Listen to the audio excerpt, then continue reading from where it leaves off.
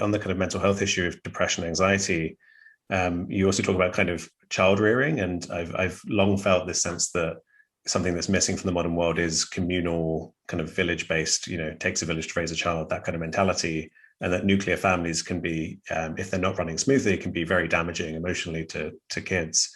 You refer to it as kind of culturally sanctioned emotional neglect, which is a phrase that kind of resonated with me in the book. And there's also this, you talk about a study where they're looking at cultures where all the violence was predicted by a measure of the bonding between the infant and the parents, and also the punishment of sexual expression in youth, which I thought was fascinating. There seems to be this real link, this intuition that a lot of our derangement in society can come from damage, emotional damage in early life. Yeah, the study you're referring to is by James Prescott, who looked at the anthropological database to see if there was any correlation between mother-infant bodily contact, measured as how many years of breastfeeding was typical in a given society, and acceptance of adolescent expression of sexuality, adolescent experimentation. How do those things correlate with violence within the society and between that society and another society? So, violence intra and inter society. And he found there were 27, I think, societies that had measures of those four factors. And he found that in 26 of them, significant correlation between the sort of the poverty of mother-infant contact and shame around sexuality corresponded highly with violence, both within and outside that society. So the question then becomes, sort of a chicken and egg discussion. This a sad yet inadvertent result of other social conditions that lead to those things, that lead mothers to give up breastfeeding before the baby's ready, or that create shame around sexuality? Or are those things actually integrated into society because they produce violent individuals? We live in the Western world. We people like Steven Pinker want to tell us how peaceful everything is, but we've got, if you look at our military budgets, you look at how many people we have walking around armed, not with hunting, necessary bows and arrows for hunting, but with military weapons. You look at just the overall level of violence in the world right now. It's clear that we live in societies that have an interest in producing soldiers, that have an interest in producing people that are easily malleable and easily sent off to do horrible things for reasons they don't understand. So, in the section, I felt bad in a way in the section of the book talking about parenting, because I'm not a parent myself, and I hope that nothing there comes across as a criticism of parents. What I really wanted to try to convey is compassion for people who are pushed into a position that is very unnatural for our species, and yet told that it should be easy for them because the nuclear family is the, sort of primordial social unit of social organization for our species. And, you should just be a good mother and a good father because it should come naturally to you. People don't realize that that's not how we raised children traditionally. And it's crazy to expect one or two parents to be able to handle a couple little primates running around screaming and, all the attention that they need. It's totally unnatural. It's unnatural for the parents. It's unnatural for the children. And so it's no wonder that people are overwhelmed, in every side of that situation. So I hope that section of the book didn't come across as a critique of parents, but as a critique of a society that puts parents in an impossible situation, gives them terrible advice, from 150 years ago, telling parents they should sew their little boy's foreskin closed if he masturbates, or put carbolic acid on little girl's clitoris if she touches herself inappropriately. This was in the best-selling parenting guidebook in the United States.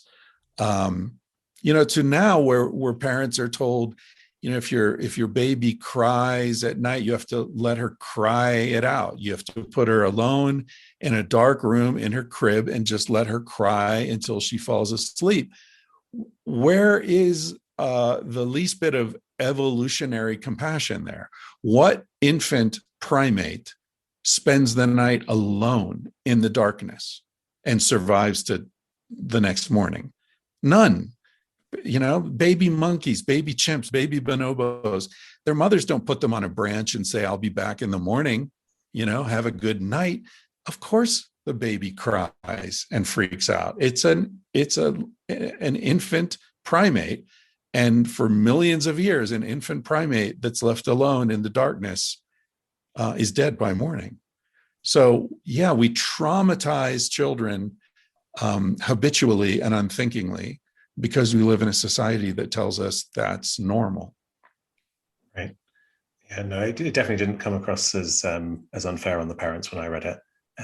So maybe to end on, we should give a bit of hope of, if we don't, one avenue is collapse, and the other is the possibility of integrating, as you mentioned, kind of these insights into our society. Maybe we could quickly just mention some of the things that you think might be the kinds of things we could integrate into our society. Yeah, well, I think, I'm sure you've read Joseph Campbell, or you're familiar with his work, The Hero with a Thousand Faces. He argued that he was a mythologist who had studied origin myths of societies all over the world, and he found that basically every society has pretty much the same story, which is the story of the young person who goes out into the world, has a series of perplexing experiences, near-death experiences, meets all sorts of interesting characters, learns things from them, and eventually goes back home fortified with knowledge and wisdom that he or she has gained in this journey, right? It's the Odyssey, it's the Alchemist, it's basically the oldest story ever told. And when I look at our species, I see that we are engaged in that kind of a journey. We have left our home, right, as we were referring to earlier, our niches where we knew how things worked. We go out and we manipulate the world, and we go into space, and we go into mines a mile beneath the surface of the planet. We go into all sorts of environments. We explore, we learn, we have many near-death experiences as a species. And at some point, we realize that the best possible place for us is the place we came from, right? Eventually, Odysseus returns, he goes home. There comes a point in every journey where you say, okay, I'm ready to go home now. I have enough. I've gathered enough experience. And so the best case scenario that I see for our species is that we are right now, we're at this very interesting historical moment where 20 years ago, people were still, everything was still outward, looking to the new, looking to new and improved. It's more technological, more industrial. Margarine's better than butter. Everything's getting better and better and better. And for the first time, kids now know they're not going to have as much money as their parents did. Their quality of life is not going to be as high as their parents in material terms. The planet is reaching its carrying capacity. Fisheries are collapsing. Chernobyl's exploding. Fukushima is melting down. Religion, Catholicism, Christianity is sort of being exposed as a fraud. So much of what was believed in 20 or 30 years ago is collapsing.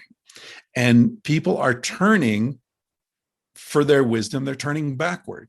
And it might be something as trivial as, handcrafted microbrew as opposed to, Budweiser or something. Or it can be expressed as paleo nutrition, or Wim Hof, jumping in cold water once a day, or evolutionary medicine, or people like you looking at neurochemistry in terms of psychedelics and ritualistic practices that have existed in our species for millennia. It just seems like the entire culture is shifting and looking back for answers rather than looking further out. And I hope that that's a harbinger of a return to home. But of course, when we get back home, it won't be the same because we will have changed so much. So I'm not advocating, that we all become hunter-gatherers. What I'm advocating is that we look at our hunter-gatherer past, choose the aspects of that past that we can bring into the modern world, and including our relationship with the natural world, and bring the technologies that enable us to do that so that we can integrate the present and the past in a way that's most beneficial for us and the other beings on the planet. So we know how to make energy from the sky now. We don't need to dig up oil and coal anymore. We know how to control, we know how to have as much sex as we want and have as many babies as we want. And so we can limit population not through genocide or disease or disaster, simply by incentivizing people not to have children. Most people now who are having the most children are doing so as a way of ensuring their old age. If we instituted some sort of a global minimum income so that people knew that they would be financially secure, even if they have no children at all, and maybe even get a bonus for not having children, you eliminate the number one motivation for overpopulation. If we could reduce through natural means, through natural die-off, not through, I'm not advocating, any kind of genocide or anything, just incentivizing people to have fewer children. If we could get global population down to 1 billion people, 500 million people, those people would be living in paradise. You wouldn't need to worry about overfishing. You wouldn't need to worry about overgrazing. You wouldn't need to worry about preserving tiny little pockets of natural space for the other animals to live in, because there would be plenty of natural space. So anyway, that's what I hope. I hope that we figure out a way of distributing resources more equitably, and in so doing, incentivize people to have fewer children, consume fewer resources, and we sort of back out of this corner that we've painted ourselves into without global collapse. Okay. Whether that's going to happen or not is anyone's guess.